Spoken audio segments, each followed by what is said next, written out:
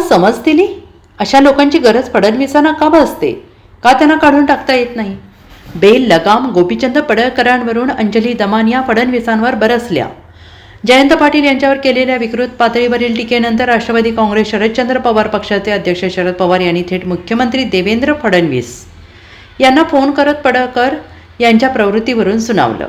त्यानंतर देवेंद्र फडणवीस यांनी पडळकर यांना समज दिली. मात्र फक्त समज देण्यावरून सामाजिक कार्यकर्त्या अंजली दमानिया यांनी मुख्यमंत्री देवेंद्र फडणवीसांवर हल्लाबोल केलेला आहे. त्यांनी ट्विट करत म्हटलंय की फडणवीसांनी पडळकरला समज दिली. फक्त समज? अशा लोकांची गरज फडणवीसांना का भासते? अशी असभ्य माणसे त्यांना का लागतात? का त्यांना काढून टाकता येत नाही? दुसरीकडे भाजपाचे बेलगाम आमदार गोपीचंद पडळकर यांच्या अत्यंत विकृत दर्जाच्या वक्तव्यांमुळे महाराष्ट्रातील राजकारण ढवळून निघाले. राष्ट्रवादी काँग्रेस शरदचंद्र पवार पक्षाचे ज्येष्ठ नेते जयंत पाटील यांच्यावर केलेल्या अत्यंत हीन पातळीवरील टीकेनंतर महाराष्ट्रामध्ये संतापाची लाट उसळलेली आहे. आज 20 सप्टेंबर सांगलीमध्ये ईश्वरपूरमध्ये बंद पुकारण्यात आलेला आहे. आष्टा शहरातही बंद पुकारण्यात आलेला आहे. काल आंदोलने करण्यात आली. मात्र गोपीचंद पडळकर यांच्याकडून होत असलेल्या बेताल वक्तव्यानंतरही भाजपकडून आतापर्यंत त्यांच्यावर कोणतीही ठोस कारवाई करण्यात आलेली नाही. आताच्या घटनेला मला असं वाटतं एक अतिशय गंभीर विषय जो आहे तो गोपीचंद पडळकर यांचा. आता आधी फडणवीस काय म्हणाले हे बघूया की गोपीचंद पडळकर काय म्हणाले हे बघूया. तर आता गोपीचंद पडळकर यांच्याबद्दल आपण बोलूया. गोपीचंद पडळकर वय वर्ष 42, धनगर नेते आहेत ते भाजपचे. आता ते काय म्हणाले आणि त्यांनी काय भाषा वापरली ती मी आधी तुम्हाला वाचून दाखवते. अरे जयंत पाटला, तुझ्यासारख्या भिकारी अवलाद गोपीचंद पडळकर नाही. माझ्यात धमक आहे कार्यक्रम करायची, तुझ्यासारखी नाही. तू राजाराम पाटलांनी काढलेली अवलाद आहे असं मला अजिबात वाटत नाही. नाहीतर काहीतरी गडबड आहे. हे बोलणं हे शोभतं का?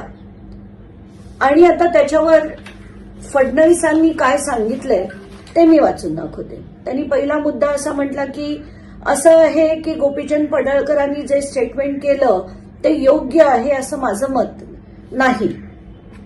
योग्य आहे असं माझं मत नाही, पण ते चुकीचं आहे, घाण आहे, खालच्या दर्जाचं आहे. अशी भाषा राजकारणात वापरू नये असं फडणवीस का म्हणाले नाही? पुढे दुसरं ते म्हणतात की कुणाच्याही वडिलांबद्दल किंवा परिवाराबद्दल स्टेटमेंट करणं योग्य नाही. हे काही स्टेटमेंट आहे? त्यांनी जे बोलले ते ह्याला काही आपण स्टेटमेंट म्हणू? हे खालच्या दर्जाची घाण भाषा आहे. आणि ती घाण भाषा आहे हे म्हणायला फडणवीसांना काही त्रास होतोय? तिसरं, या संदर्भात मी गोपीचंद पडळकर यांच्याशीही मी बोललो आणि त्यांना मी सांगितलेलं आहे.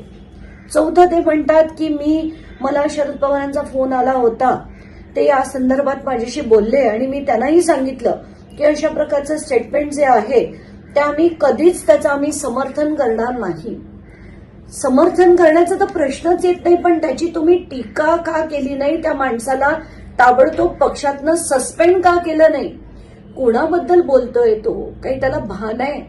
त्याची भाषा काय वापरतोय त्याला भान आहे? आणि पुढे जाऊन फडणवीस काय म्हणतात बघा. गोपीचंद पडळकर हे अतिशय तरुण नेते आहेत.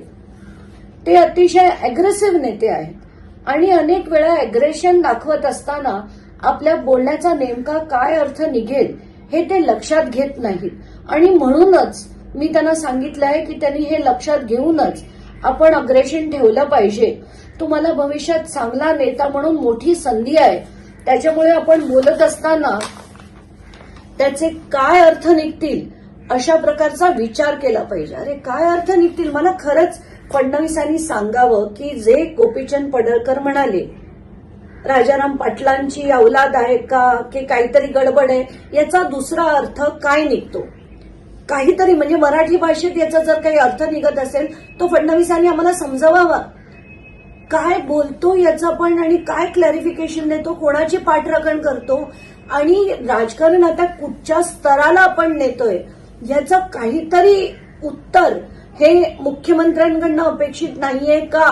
का अशा माणसांना, जसं निखिल वगैरे म्हणाले की अशा माणसांना पोषण्याचं काम हे करतात का? कारण त्यांचा हवा तसा त्यांना धनगर समाजाला अमुक करण्यासाठी किंवा त्यांची मतं मिळवण्यासाठी हा त्यांचा राजकीय वापर होतो. एवढ्याचसाठी तुम्हाला अशी माणसं लागतात?